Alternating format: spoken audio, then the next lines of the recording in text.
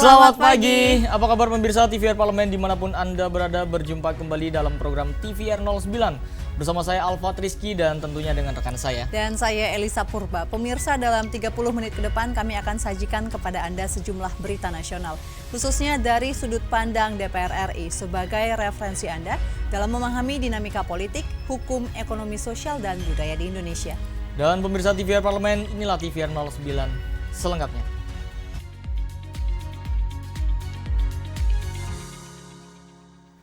Pemirsa, Badan Anggaran DPR RI mendorong Kanwil DJP Bali secara serius menjalin koordinasi dengan mitra pemerintah daerah agar turut mengingatkan dan mengawasi pelaporan SPT tahunan oleh ASN, TNI, Polri maupun juga pegawai swasta.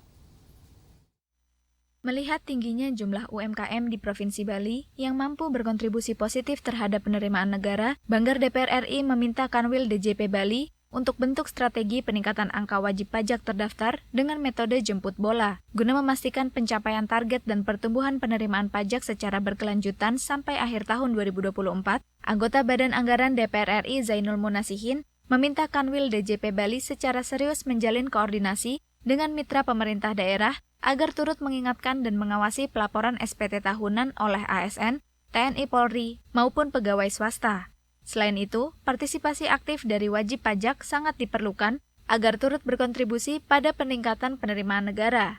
Kalau misalnya kita lihat data UMKM di Bali kan kurang lebih ada 442.000 UMKM dengan jumlah total wajib pajak terlapor yang sekarang ada di angka 365.000, berarti masih ada 77.000 UMKM kalau misalnya kita pakai data itu ya. Jadi masih ada 77.000 UMKM yang belum masuk dalam wajib pajak.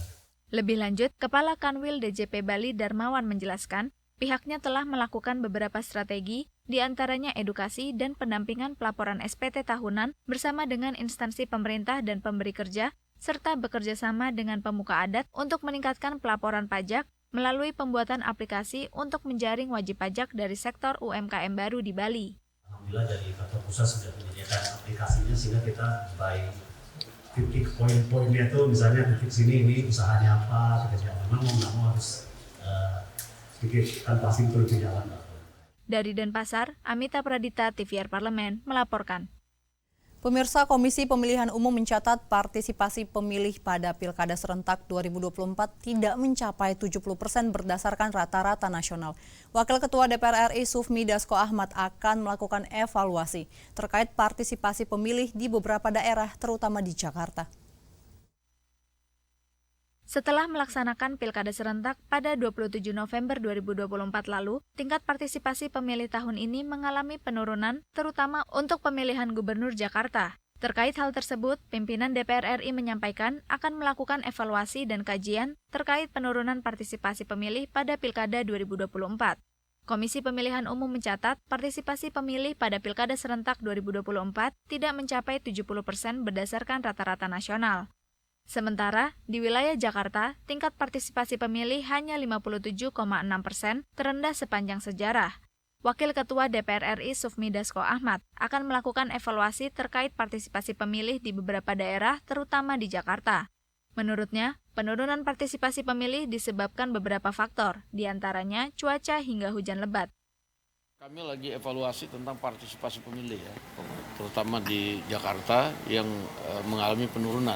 Di beberapa daerah sih memang karena cuaca, terutama ada terjadi hujan lebat dan lain-lain sehingga partisipasi pemilih turun.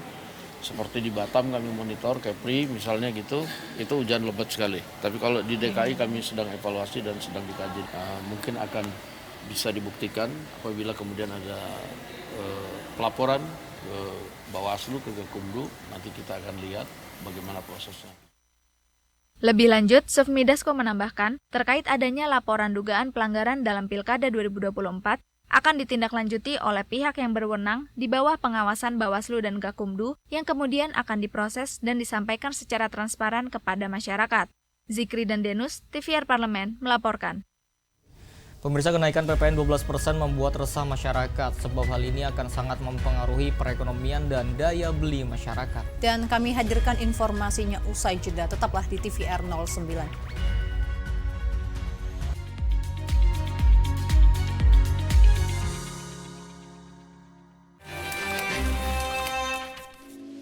Hai, saya Uya Kuya. Saya dari fraksi PAN, Partai Amanat Nasional, dari daerah pemilihan DKI Jakarta 2, Jakarta Selatan, Jakarta Pusat, dan luar negeri. Saya mengirim notis kalian dalam hitungan ketiga untuk menonton di balik kursi. 1, 2, 3.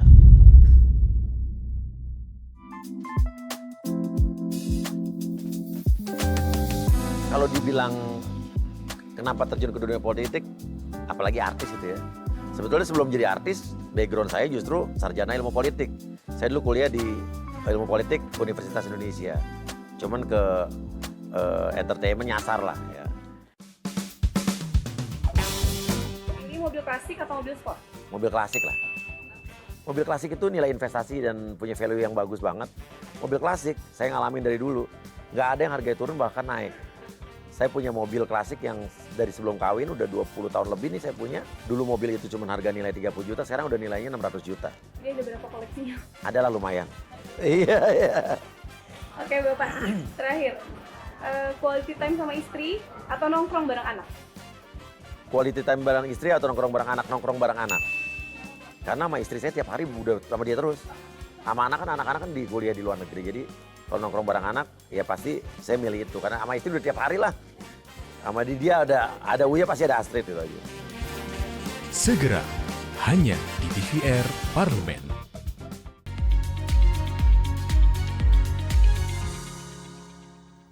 Anda kembali menyaksikan TVR 09. Pemirsa, Wakil Ketua Badan Anggaran DPR RI Wihandi Wianto menyampaikan masyarakat tidak perlu khawatir terkait dengan kenaikan PPN 12% karena terdapat pengecualian untuk beberapa sektor penting, yakni sektor kesehatan, bahan pokok, dan juga pendidikan.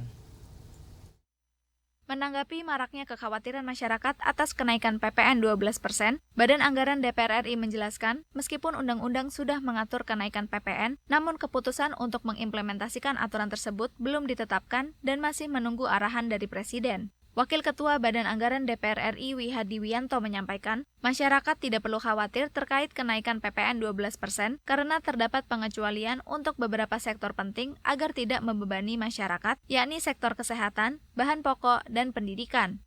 Menurutnya, pemerintah akan mempertimbangkan penundaan kenaikan PPN dan pemberian bantuan sosial sebagai upaya meringankan beban masyarakat jika kebijakan ini diterapkan. Sesuai dengan undang-undang, ya, undang-undang 12%, namun segala keputusan daripada pelaksanaan undang-undang itu tunggu daripada keputusan Presiden. Jadi apa yang disampaikan oleh pejabat dari Kepala DEN terkait dengan apakah ditunda ataukah hal-hal yang mungkin akan dilakukan penundaan, kemudian ada bansos, itu semuanya kita akan menunggu dari keputusan Presiden. Ada bidang-bidang yang memang tidak dikenakan PPN. Jadi kebutuhan-kebutuhan bahan pokok, kesehatan, pendidikan, dan juga jasa-jasa itu memang sudah dibebaskan menurut undang-undang ini. Besarnya kekhawatiran masyarakat terhadap kenaikan PPN ini dikarenakan akan sangat mempengaruhi perekonomian dan daya beli masyarakat. Untuk itu, pemerintah diharapkan mampu mengambil langkah yang bijaksana agar kebijakan ini tetap adil dan tidak memberatkan masyarakat, utamanya kelas menengah. Dari Jawa Timur, Nur Fuad, TVR Parlemen, melaporkan. Komisi 6 DPR RI memeriksa kesiapan sektor transportasi udara di Bandara Soekarno-Hatta, Tangerang, Banten, jelang Natal dan Tahun Baru. Sejumlah persiapan diperiksa termasuk kualitas pelayanan dan keselamatan penumpang hingga jumlah ketersediaan armada pesawat. Jelang Hari Raya Natal 2024 dan Tahun Baru 2025 atau Nataru, Komisi 6 DPR RI memastikan kesiapan sektor transportasi udara di Bandara Soekarno-Hatta, Tangerang, Banten. Komisi 6 DPR memeriksa sejumlah persiapan, termasuk kualitas pelayanan dan keselamatan penumpang, hingga jumlah ketersediaan armada pesawat. Wakil Ketua Komisi 6 DPR RI Eko Hendro Purnomo menilai, holding BUMN Aviasi dan Pariwisata InJourney telah mempersiapkan fasilitas dan layanan yang optimal untuk mengantisipasi lonjakan penumpang, salah satunya dengan memanfaatkan fasilitas jemaah haji dan umroh. Selain itu, Eko mengatakan, Garuda Indonesia juga telah menyiapkan armada pesawat tujuan domestik dan internasional, serta menyiagakan 14.000 petugas untuk melayani masyarakat pelaku perjalanan. Baik dari InJourney berkaitan dengan masalah persiapannya seperti apa, dan alhamdulillah mereka lebih siap, dan apalagi kedepannya 2025 sudah banyak perubahan-perubahan yang signifikan, bukan hanya untuk persiapan tahun baru saja, tapi juga persiapan untuk Lebaran, ya, Ramadan, dan bahkan juga sudah mulai ada pembaruan kaitan dengan di Terminal 3 dan Terminal 2. Garuda siap untuk mensupport kaitan dengan penerbangan untuk liburan domestik maupun juga internasional, dan kebutuhannya juga tadi ada untuk yang membantu frontlinernya ada 14.000. Lebih lanjut, Eko mendorong BUMN Navigasi Penerbangan Airnav Indonesia untuk meningkatkan kewaspadaan terhadap dampak cuaca buruk bagi transportasi udara untuk memastikan kelancaran dan keselamatan penerbangan. Dari Tangerang, Banten, Helmi Darmawan, TVR Parlemen melaporkan. Wakil Ketua Komisi 12 DPR RI Putri Zulkifli Hasan menekankan Kementerian ESDM harus lebih efektif dalam menyetujui rencana kerja anggaran dan biaya atau RKAB. Dalam kunjungan kerja spesifik ke BUMD Provinsi Riau PT Pengembangan Investasi Riau, Komisi 12 DPR RI menemukan PT PIR baru menyelesaikan 34 hektar revegetasi bekas lahan tambang dari total luas area 1.750 hektar. Komisi 12 DPR menegaskan, para pelaku pertambangan harus menjalankan kewajibannya melakukan revegetasi bekas lahan tambang sesuai dengan peraturan perundang-undangan yang berlaku. Wakil Ketua Komisi 12 DPR RI Putri Zulkifli Hasan menekankan, Kementerian ESDM harus lebih selektif dalam menyetujui rencana kerja anggaran dan biaya atau RKAB jika PT PIR belum menyelesaikan kewajibannya dalam memulihkan dan menanam kembali di area lahan bekas tambang. Selain itu, Putri juga menyoroti peran PT PIR dalam memberdayakan masyarakat sekitar. Sebagai BUMD Provinsi Riau, sudah seharusnya PT PIR menyerap tenaga kerja lokal. Menurutnya, PT PIR juga harus bisa menyumbang dividen kepada Pemda Riau dengan meningkatkan kapasitas produksi dan perbaikan kualitas batubara yang dihasilkan. Program revegetasi tanaman pasca tambang, tadi ada penanaman sawit, lalu juga program-program pemberdayaan masyarakatnya seperti apa, apakah tenaga kerja masyarakat yang di sekitarnya dapat terserap dengan baik, apakah CSR yang diberikan juga dapat berkelanjutan dan sustainable. Jadi Komisi 12 tentu mendorong PT PIR sebagai BUMD Provinsi Riau untuk bisa memaksimalkan target produksi tersebut dan bisa berkontribusi PAD yang positif terhadap Pemprov Riau. Dalam Peraturan Pemerintah Nomor 25 Tahun 2024 tentang kegiatan usaha pertambangan mineral dan batubara, pengajuan RKAB harus mencakup program pemulihan lingkungan, termasuk revegetasi lahan pasca kegiatan pertambangan, teknik dan peralatan yang akan digunakan, serta biaya revegetasi. Dari Pekanbaru Riau, Mahir Pratama, TVR Parlemen melaporkan. Pemirsa, kebijakan kenaikan pajak pertambahan nilai atau PPN menjadi 12% menjadi polemik di masyarakat. Pasalnya sebagian besar masyarakat Indonesia tengah berjuang dalam kondisi ekonomi yang tidak menentu. Dan informasi selengkapnya kami hadirkan usai jeda. Tetaplah di TVR 09.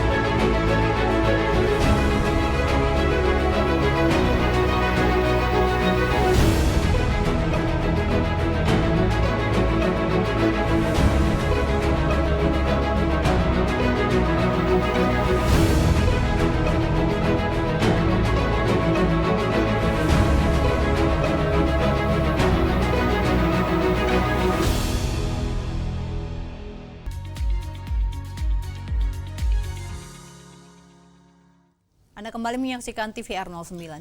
Pemirsa, kenaikan PPN sebesar 12% di tengah kondisi ekonomi Indonesia yang sedang tidak menentu dikhawatirkan berdampak pada daya beli masyarakat. Lebih jauh lagi, kenaikan PPN 12% dikhawatirkan dapat mendegradasi kalangan masyarakat menengah turun ke bawah. Bagaimana DPR RI menyikapi polemik kenaikan PPN 12% ini? Simak informasi mendalam yang telah dirangkum oleh tim redaksi TVR Parlemen dalam segmen editorial Parlemen berikut ini.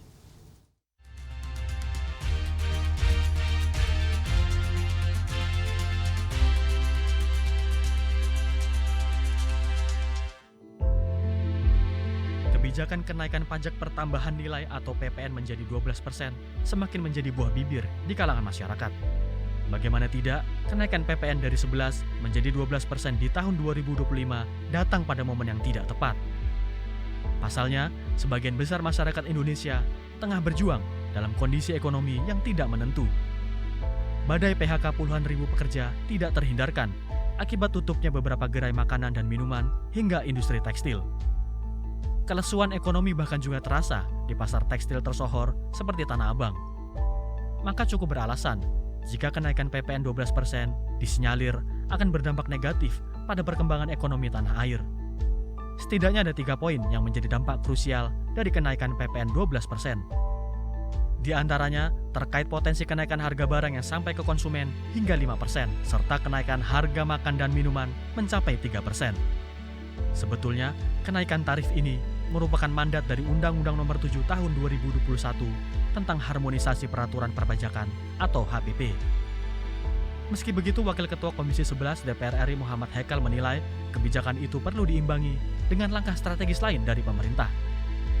Sehingga daya beli masyarakat tidak terjun bebas, tenggelam dalam tingginya gelombang inflasi. Salah satunya dengan cara menurunkan pajak penghasilan atau PPH. Setelah itu saya jajakin, memang waktu itu kan ada juga kompensasinya adalah penurunan PPh badan yang dari 25% menjadi 22%.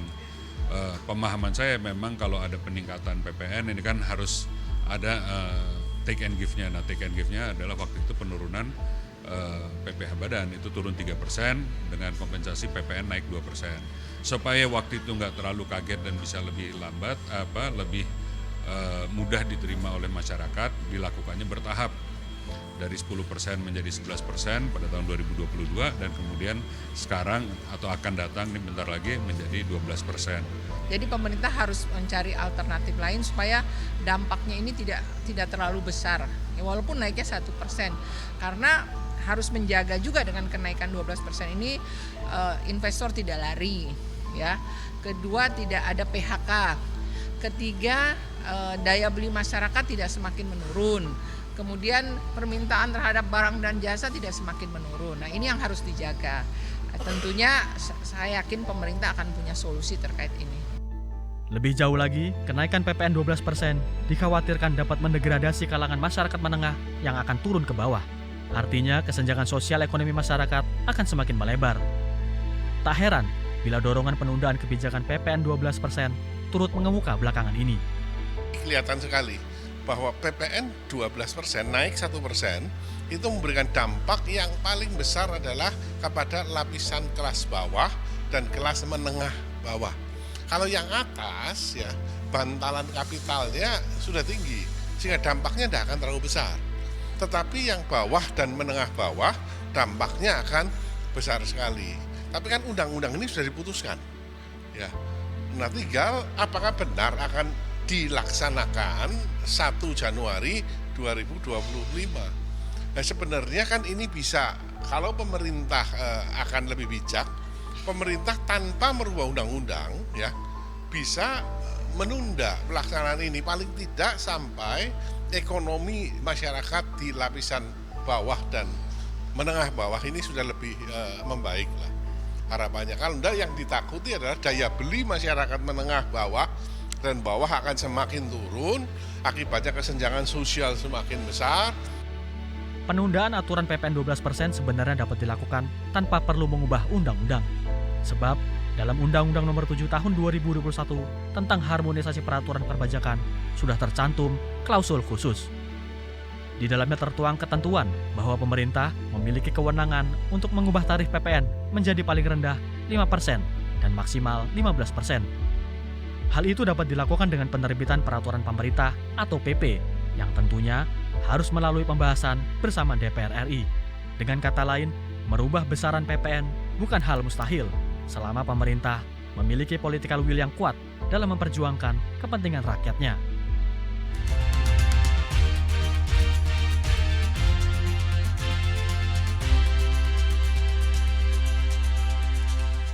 Alfat, kamu setuju nggak kalau ternyata bagi sebagian orang berolahraga itu tidak hanya berbicara tentang fisiknya, namun juga untuk menikmati sensasi memicu adrenalin? Tentunya setuju Elisa, karena banyak sekali olahraga ini yang memicu adrenalin. Tapi bagi para pecinta olahraga ekstrim, skydiving ini juga di Dubai dapat menjadi salah satu rekomendasi Anda yang wajib Anda nikmati jika Anda tidak takut ketinggian tentunya.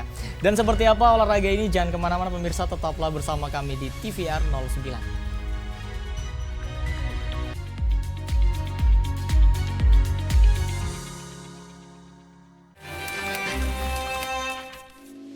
Hai, saya Uya Kuya. Saya dari fraksi PAN, Partai Amanat Nasional, dari daerah pemilihan DKI Jakarta 2, Jakarta Selatan, Jakarta Pusat, dan luar negeri.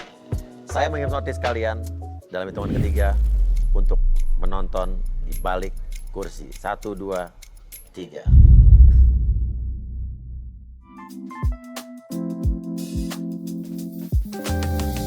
Kalau dibilang kenapa terjun ke dunia politik, apalagi artis itu ya. Sebetulnya sebelum jadi artis, background saya justru sarjana ilmu politik. Saya dulu kuliah di ilmu politik Universitas Indonesia. Cuman ke entertainment nyasar lah ya. Ini mobil klasik atau mobil sport? Mobil klasik lah. Mobil klasik itu nilai investasi dan punya value yang bagus banget. Mobil klasik, saya ngalamin dari dulu. Nggak ada yang harganya turun, bahkan naik.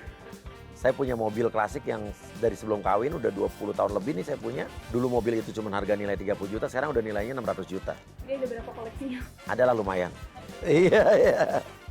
Oke Bapak, terakhir. Quality time sama istri atau nongkrong bareng anak? Quality time bareng istri atau nongkrong bareng anak? Nongkrong bareng anak.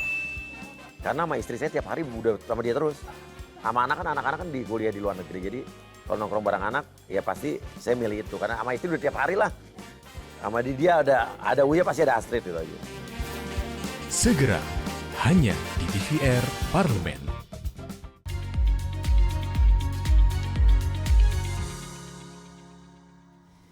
Terima kasih pemirsa, Anda masih bersama kami di TVR 09. Nah, tadi kita sudah membahas mengenai olahraga yang memicu adrenalin, dan tadi Alfat menyebutkan skydive di Dubai. Karena memang skydive di Dubai ini pemirsa memiliki reputasi internasional dalam hal keselamatan dan juga profesionalisme. Dia menawarkan sensasi adrenalin yang menakjubkan dengan latar belakang pemandangan kota yang tentunya tidak tertandingi keindahannya. Dan pemandangan menakjubkan ini Burj Khalifa hingga deretan gedung pencakar langit yang mendominasi skyline memberikan kesan futuristik dan juga kemegahan tentunya Elisa. Tentu tanpa berlama-lama, mari kita saksikan skydiving Dubai. Petualangan ekstrim dengan pemandangan ikonik Burj Khalifa dan Palm Jumeirah pada segmen Intips, informasi dan tips berikut ini.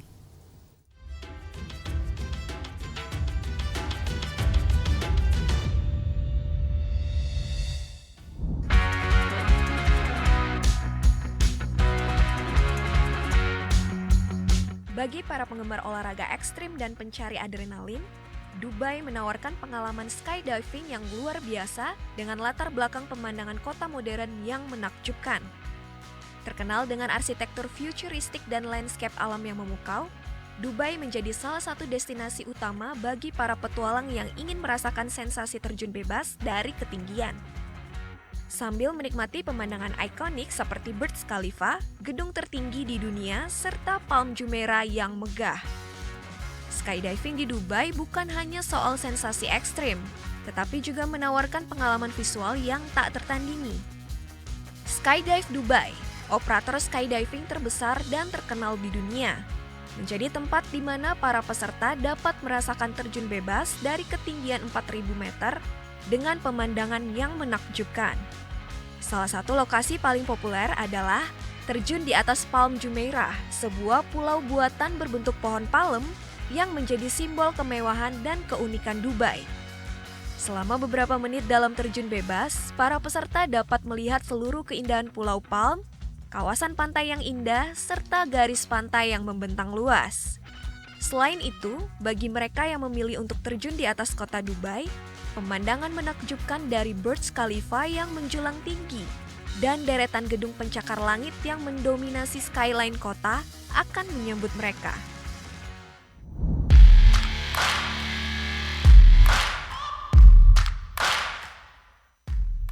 Dari ketinggian 4 km, keindahan kota Dubai yang futuristik dan megah terlihat jelas, memberikan pengalaman visual yang tidak bisa didapatkan di tempat lain. Bagi banyak orang, skydiving mungkin terdengar menakutkan, namun Dubai menjamin pengalaman yang aman dan menyenangkan. Skydive Dubai memiliki reputasi internasional dalam hal keselamatan dan profesionalisme. Semua instruktur skydiving di sini adalah ahli berlisensi dan berpengalaman dengan standar internasional. Dengan lebih dari 20 tahun pengalaman dalam industri ini, Skydive Dubai juga menggunakan teknologi terbaru untuk memaksimalkan keselamatan para peserta. Proses terjun bebas menggunakan sistem terkomputerisasi yang memastikan bahwa parasut akan terbuka secara otomatis dalam keadaan darurat. Meskipun skydiving sering diasosiasikan dengan para ahli terjun bebas, Skydive Dubai juga menawarkan pengalaman ini bagi pemula yang baru pertama kali mencoba. Para peserta akan terjun bersama seorang instruktur berlisensi yang mengendalikan seluruh proses terjun.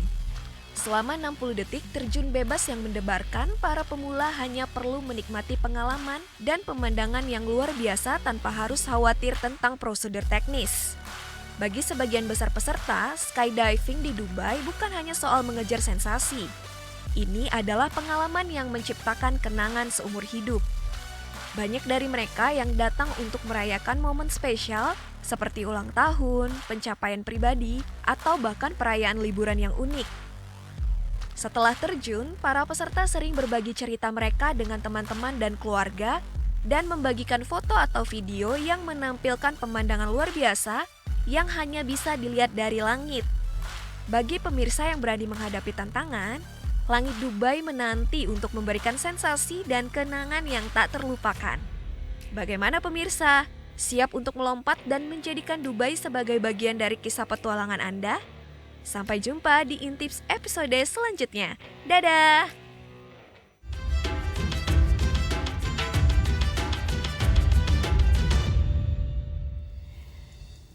Itu dia informasinya untuk Anda pemirsa, dan di penghujung acara kami informasikan kepada Anda sejumlah agenda DPR RI pada hari ini Selasa 3 Desember 2024. Pada pukul 10 waktu Indonesia Barat akan ada rapat kerja Komisi 5 DPR RI dengan Menteri Pekerjaan Umum, Menteri Perumahan dan Kawasan Perumahan, dan Menteri Desa dan Pembangunan Daerah Tertinggal.